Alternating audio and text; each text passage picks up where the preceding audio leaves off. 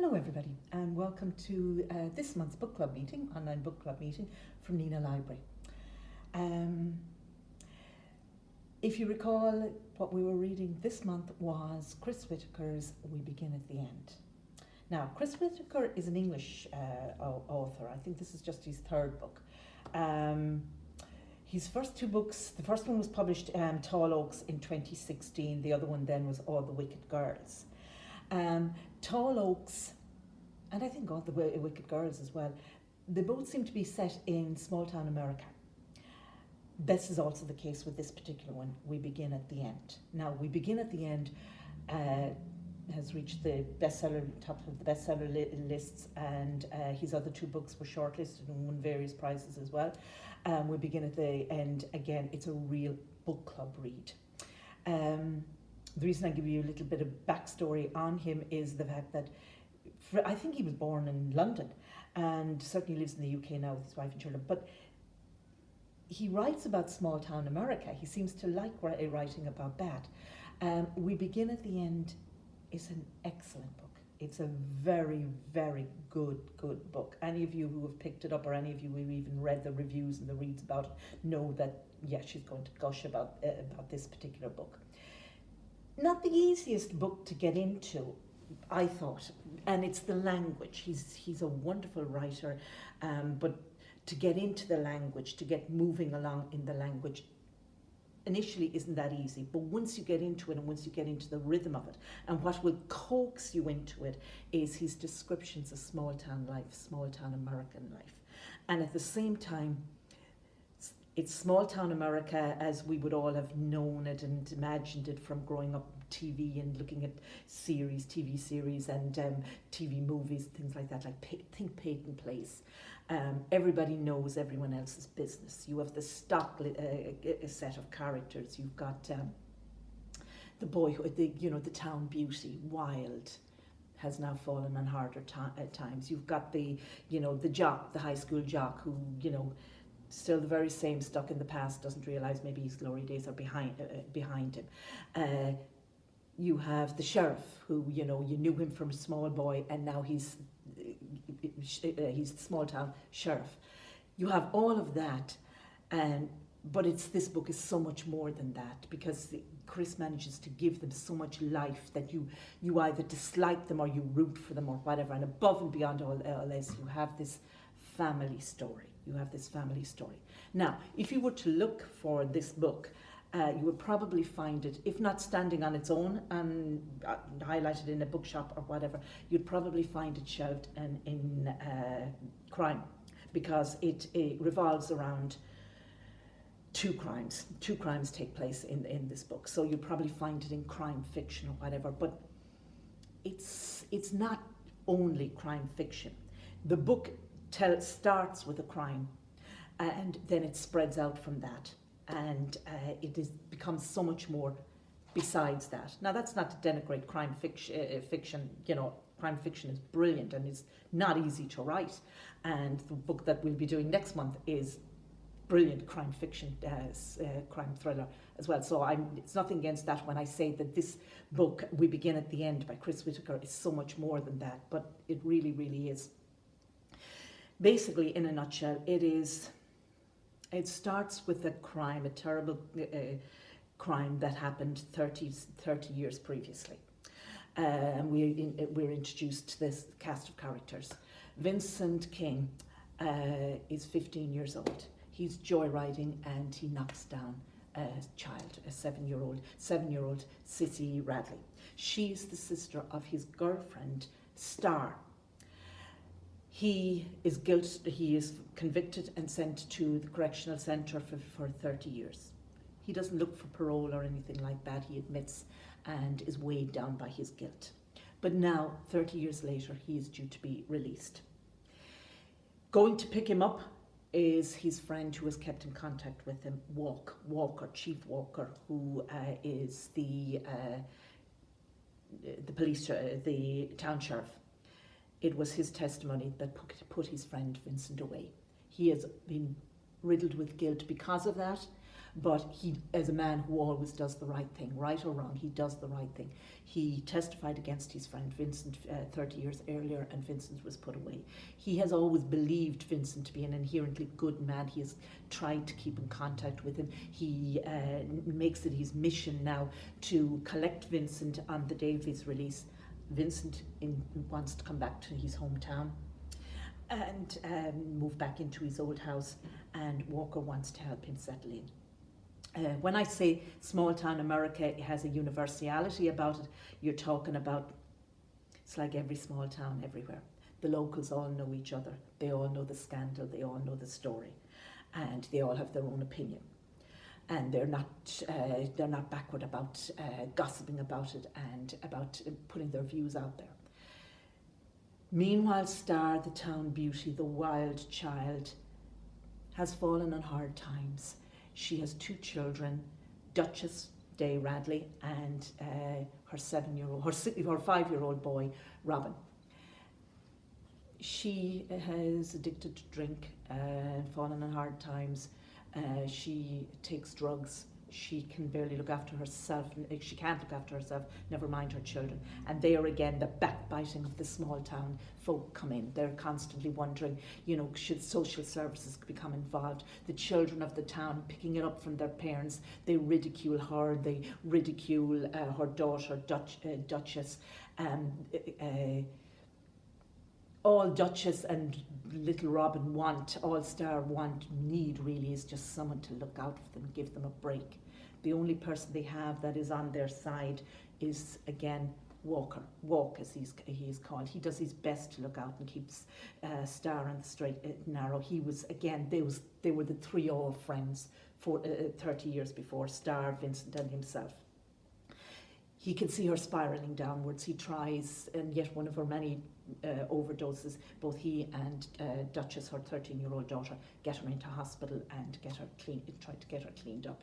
But once Vincent comes back, the 2 of them circle around each other, and you just know nothing good is going to come of it. So that is the initial crime, and it all comes out from that. I haven't mentioned probably the main protagonist in the story yet, and it is her story really.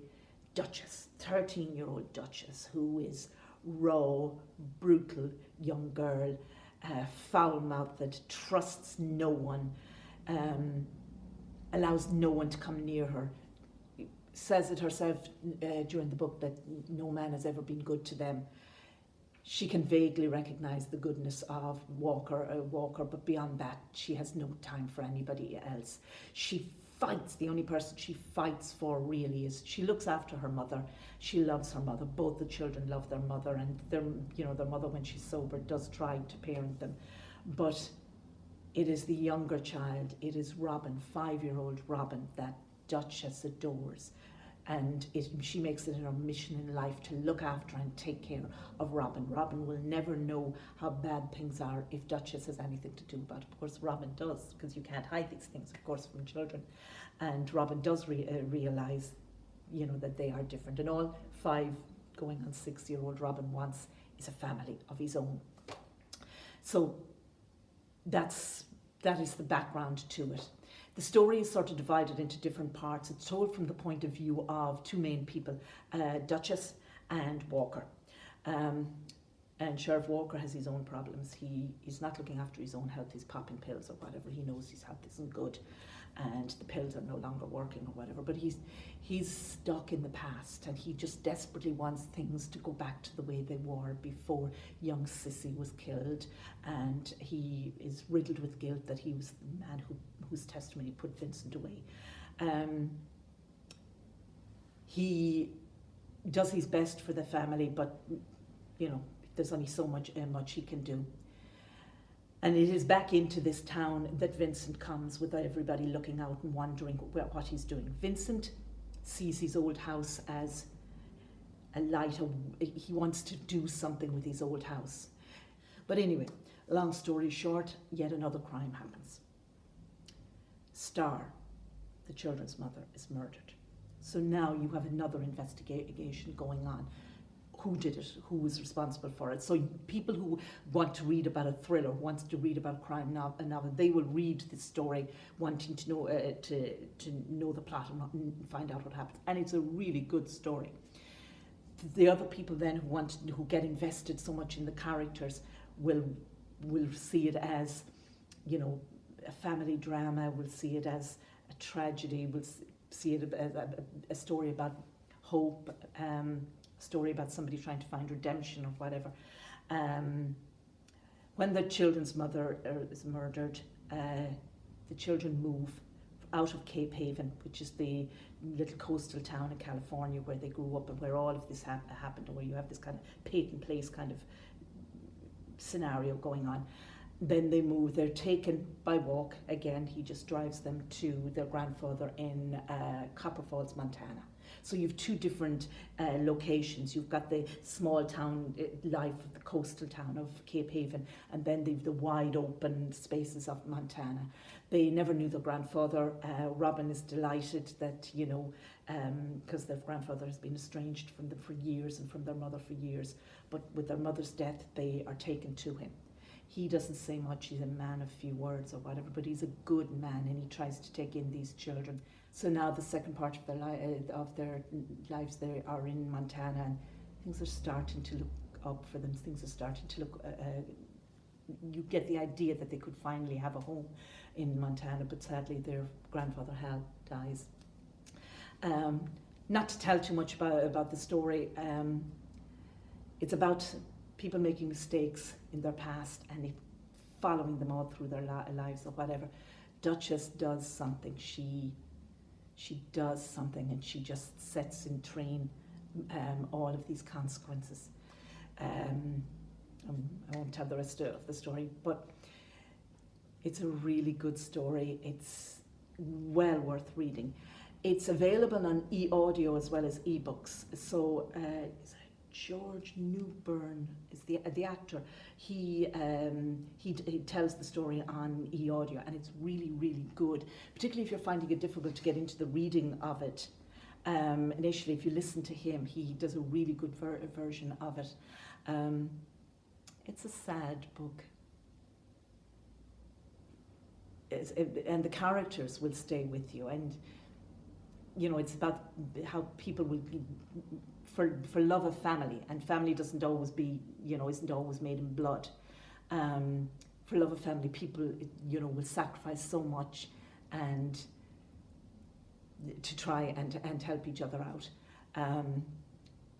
I guarantee you, long after the plot, and it is a good plot, it's a good story, and there's a good ending to it, long after that, you've left that and you've thought about that and left that aside, it is the characters, not only the main characters of Walk and the poor, deprived family of Nistar and Duchess and Robin, not only they will stay with you, but the side characters, Dolly, Martha, Hal, the kindness and the decency and something, they will stay with you. It's a really, really good read. It's well worth it, and for those of you who didn't get a chance, I guarantee you, it's, for the start of 2021, it could easily be one of the best books of 2021. It's right up there. And as I said, if you can get it all on e-audio, do. Listen to the American accent talking about small town America. So it is well worth it, I guarantee you. Okay, that's enough going on about that. The book that I have for you next month it's Peter James' Need You Dead. Even though we begin at the end is a crime thriller, a crime novel or whatever, as I said, it's a lot more alongside that. Peter James' Need You Dead is a really good thriller. It is, Roy Grace is the detective. Within it, I think it's about the 13th novel in that series. You could use all the cliches about this, a page turner or whatever, but I've heard so much about this, and I've read a little bit about it. And again, crucially, it's available in the audio as well as ebooks from BorrowBox. So that's the one we're going to be doing. Download it if you can, guys. Peter James, Need You Dead, for next month. It'll be a lighter read, I think, than this. Not light as in comical, but it's a lighter read than this book, and I think we could do with that. We are back next month, the last Tuesday of the month. God, I can't remember the date. What date is that? But it's the last Tuesday of the month at 4 o'clock. Okay, so we hope to see you then.